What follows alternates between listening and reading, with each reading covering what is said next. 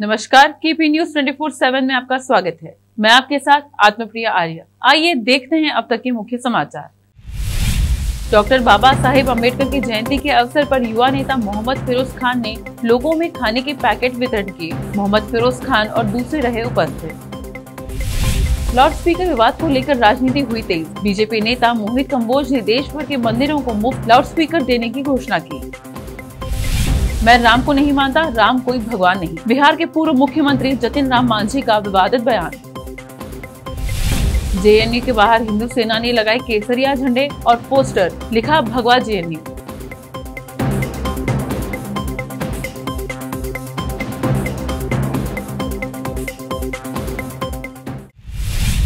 अब समाचार विस्तार से। गुरुवार को संविधान निर्माता डॉक्टर बाबा साहेब अम्बेडकर की 131वीं जयंती के अवसर पर बीदर के नई कमान पर तहसील ऑफिस के करीब बीदर के युवा नेता व समाज सेवी व आहिंदा रक्षण जिला समिति के गौरव अध्यक्ष मोहम्मद फिरोज खान ने लोगों में खाने के पैकेट्स और शरबत वितरण किया। इस अवसर पर बीदर वार्ड नंबर 32 के काउंसलर मोहम्मद नवाज खान के अलावा अनिल कुमार गंजकर काउंसलर और दूसरे उपस्थित थे। इस अवसर पर भारी संख्या में लोग जमा हुए। केपी न्यूज के कैमरामैन संतोष का कवरेज।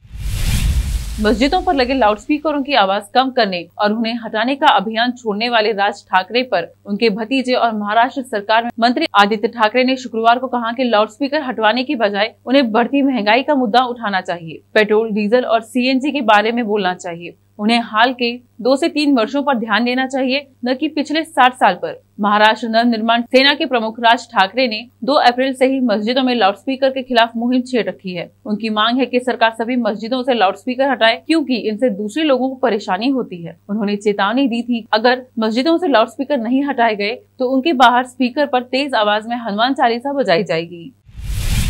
मस्जिदों पर से लाउडस्पीकर हटाने की राजनीति तेज होती जा रही है। इस दौरान एमएनएस के राज ठाकरे ने जहां 3 मई तक का अल्टीमेटम दिया है, वहीं बीजेपी नेता मोहित कंबोज ने देश भर के मंदिरों को मुफ्त लाउडस्पीकर देने की घोषणा की। मोहित कंबोज के मुताबिक अभी तक 9000 से ज्यादा मंदिरों से लाउडस्पीकर की मांग आई है। मोहित कंबोज का दावा है कि हनुमान जयंती के दिन मंदिरों में लाउडस्पीकर बांटना शुरू करेंगे। मोहित कंबोज का कहना है कि ये मस्जिदों पर लाउडस्पीकर का जवाब नहीं, बल्कि मेरी धार्मिक आस्था है। उन्होंने कहा कि हमारा साफ कहना है कि सुप्रीम कोर्ट की गाइडलाइन का पालन करते हुए लाउडस्पीकर का इस्तेमाल किया जाएगा। हम कोई कानून नहीं तोड़ रहे हैं।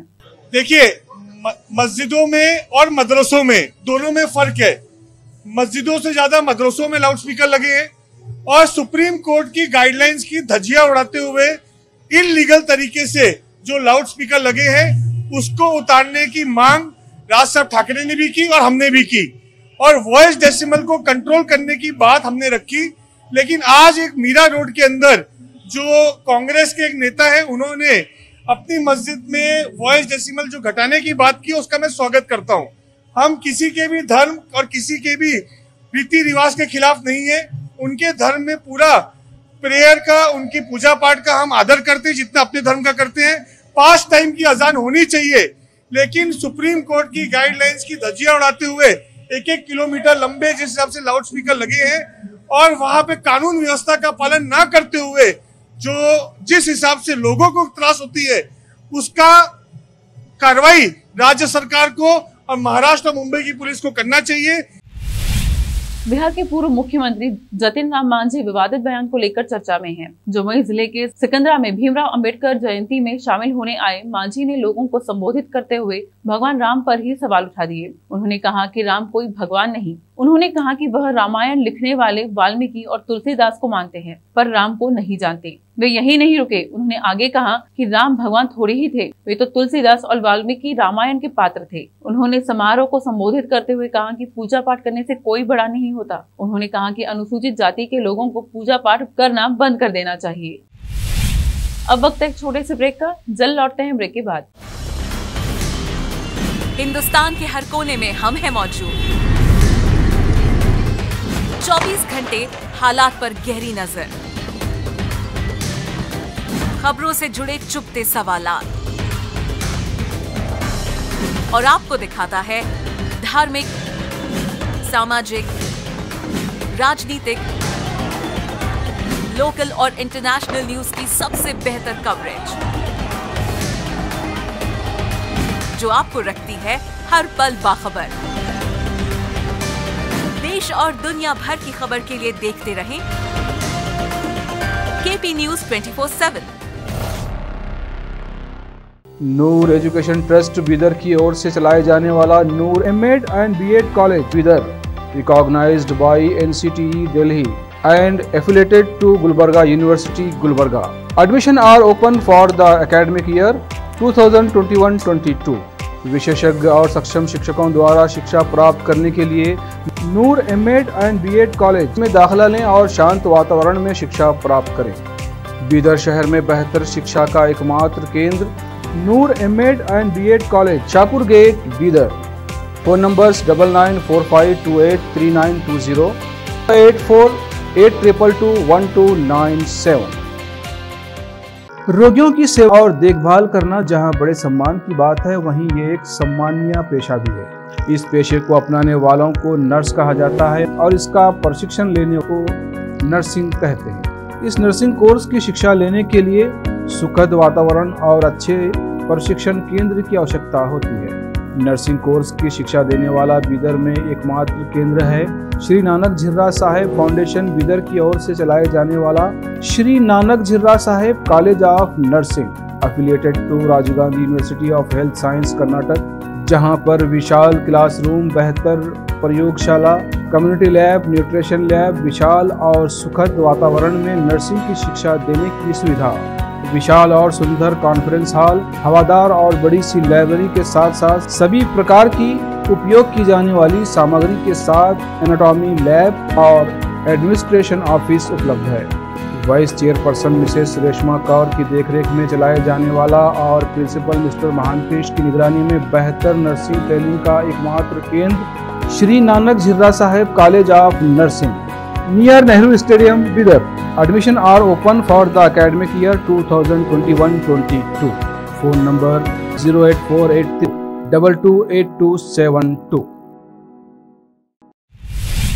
ब्रेक के बाद आपका स्वागत है। आइए देखें अन्य समाचार। दिल्ली के उप मुख्यमंत्री मनीष सिसोदिया ने हिमाचल प्रदेश में प्रेस कॉन्फ्रेंस में कहा कि हिमाचल प्रदेश की बीजेपी सरकार केजरीवाल मॉडल की कॉपी कर रही है। उन्होंने कहा, आज हिमाचल प्रदेश के मुख्यमंत्री ने घोषणा की है कि वो 150 यूनिट बिजली, पानी और बस का किराया फ्री कर रही है। उन्होंने कहा, ये भाजपा के मन में हार का खौफ है। उनके अनुसार भाजपा की 18 जगह सरकारें हैं, वो हर जगह फ्री का विरोध करते हैं, लेकिन हिमाचल प्रदेश में चुनाव आया तो केजरीवाल मॉडल की कॉपी कर रहे हैं। मनीष सिसोदिया ने कहा कि अभी तो केजरीवाल जी ने सिर्फ मंडी में एक रोड शो किया है और इतना खौफ बाकी 18 राज्यों में क्यों नहीं करते।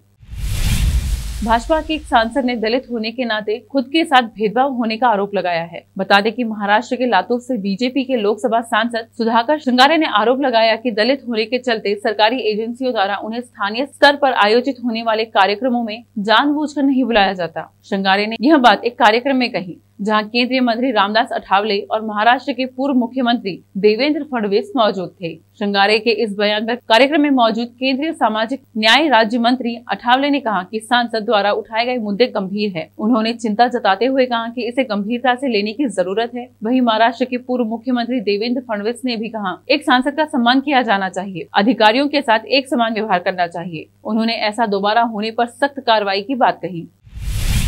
जवाहरलाल नेहरू यूनिवर्सिटी JNU को लेकर विवाद लगातार जारी है। ताजा घटना में JNU के बाहर हिंदू सेना ने केसरिया झंडे और पोस्टर लगा दिए हैं। साथ ही इस पोस्टर में भगवा JNU भी लिखा गया है। घटना शुक्रवार सुबह की है, जब हिंदू सेना की तरफ से इस कार्य को अंजाम दिया गया। कुछ ही देर में इसके पोस्टर सोशल मीडिया पर वायरल होने लगे। पुलिस को जैसे ही जानकारी मिली, उसने यहाँ से सभी पोस्टर हटा दिए। पुलिस का कहना है कि इस संबंध में उचित कार्रवाई की जाएगी। गुजरात कांग्रेस के कार्यकारी अध्यक्ष हार्दिक पटेल के अपने ही पार्टी पर करारे हमले के बाद आम आदमी पार्टी ने उन्हें खुला ऑफर दिया है। अरविंद केजरीवाल की आम आदमी पार्टी के गुजरात प्रमुख गोपाल इटालिया ने कहा कि हार्दिक पटेल को कांग्रेस में अपना समय बर्बाद नहीं करना चाहिए। वहां उनके जैसे समर्पित लोगों के लिए जगह नहीं है। उन्होंने आप जैसी समान विचारधारा वाली पार्टी भी शामिल हो जाना चाहिए। हालांकि हार्दिक पटेल ने कांग्रेस छोड़ने की अफवाहों का खंडन किया है। डायरेक्टर विवेक अग्निहोत्री की हालिया रिलीज फिल्म तो कश्मीर फाइल्स ने बॉक्स ऑफिस पर ताबड़तोड़ कमाई की है। फिल्म को देश में नहीं बल्कि विदेश में भी खूब प्यार मिला है। इस फिल्म की सफलता के बाद अब विवेक ने अपने नए प्रोजेक्ट का खुलासा कर दिया है। उन्होंने ये जानकारी खुद सोशल मीडिया पर अपने फैंस को दी है। विवेक अग्निहोत्री ने ट्वीट करते हुए अपनी नई फिल्म का टाइटल भी बताया है। विवेक की अगली फिल्म का नाम द दिल्ली फाइल्स होगा। हालांकि उन्होंने इस फिल्म की थीम और स्टार कास्ट को लेकर कुछ भी खुलासा नहीं किया है। आखिर में फिर एक बार देखते हैं मुख्य समाचार। डॉक्टर बाबा साहेब अम्बेडकर की जयंती के अवसर पर युवा नेता मोहम्मद फिरोज खान ने लोगों में खाने के पैकेट वितरण किए। मोहम्मद फिरोज खान और दूसरे रहे उपस्थित। लाउड स्पीकर विवाद को लेकर राजनीति हुई तेज। बीजेपी नेता मोहित कंबोज ने देश भर के मंदिरों को मुफ्त लाउड स्पीकर देने की घोषणा की। मैं राम को नहीं मानता, राम कोई भगवान नहीं। बिहार के पूर्व मुख्यमंत्री जतिन राम मांझी का विवादित बयान। जेएनयू के बाहर हिंदू सेना ने लगाए केसरिया झंडे और पोस्टर, लिखा भगवा जेएनयू।